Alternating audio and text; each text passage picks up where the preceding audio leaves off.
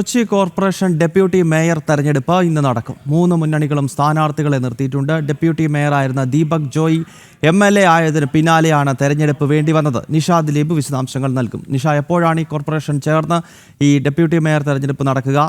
UDF-ന് ഭരണമുള്ള കോർപ്പറേഷനാണ്. അപ്പോൾ സ്വാഭാവികമായിട്ടും അവിടെ ഡെപ്യൂട്ടി മേയർക്ക് UDF-ൻ്റെ തന്നെ സ്ഥാനാർത്ഥി വിജയിക്കാനല്ലേ സാധ്യത? മറ്റ് അട്ടിമറികൾക്കുള്ള സാധ്യതയൊന്നും നിലവിലില്ലല്ലോ.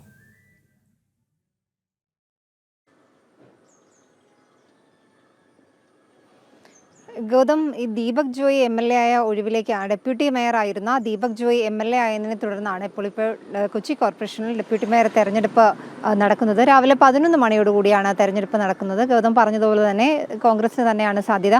ഈ AI ഗ്രൂപ്പുകൾ തമ്മിൽ 2.5 വർഷം വീതം ഊഴം വെച്ചാണ് കൊച്ചി കോർപ്പറേഷനിൽ മേയർ, ഡെപ്യൂട്ടി മേയർ സ്ഥാനങ്ങൾ വഹിക്കുന്നത്. എന്തായാലും ആദ്യം A ഗ്രൂപ്പിലെ ദീപക് ജോയ് ആയിരുന്നു. ദീപക് ജോയ് പിന്നീട് MLA ആയതോടുകൂടി ഇനി I ഗ്രൂപ്പിന് ഡെപ്യൂട്ടി മേയർ സ്ഥാനം നൽകണോ, ആ രീതിയിലുള്ള ചർച്ചകളും ഒപ്പം തന്നെ കോൺഗ്രസിൽ അത് സംബന്ധിച്ച തർക്കങ്ങളും ഒക്കെ ഉണ്ടായിരുന്നു.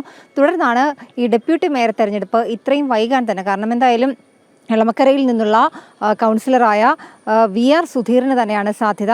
ഡെപ്യൂട്ടി മേയർ സ്ഥാനം കോൺഗ്രസ് A വിഭാഗത്തിന് തന്നെ തുടരാനും, അതായത് ഈ സാമുദായിക സമവാക്യങ്ങളെല്ലാം പരിഗണിച്ചുകൊണ്ട് തന്നെ ഈ ഡെപ്യൂട്ടി മേയർ സ്ഥാനം A വിഭാഗത്തിന് തന്നെ തുടരാനും സാമുദായിക പരിഗണന നിലനിർത്താനും മുതിർന്ന നേതാക്കൾ ധാരണയിലെത്തിയ സാഹചര്യത്തിലാണ് ഇന്നിപ്പോൾ തെരഞ്ഞെടുപ്പ് നടക്കുന്നത്.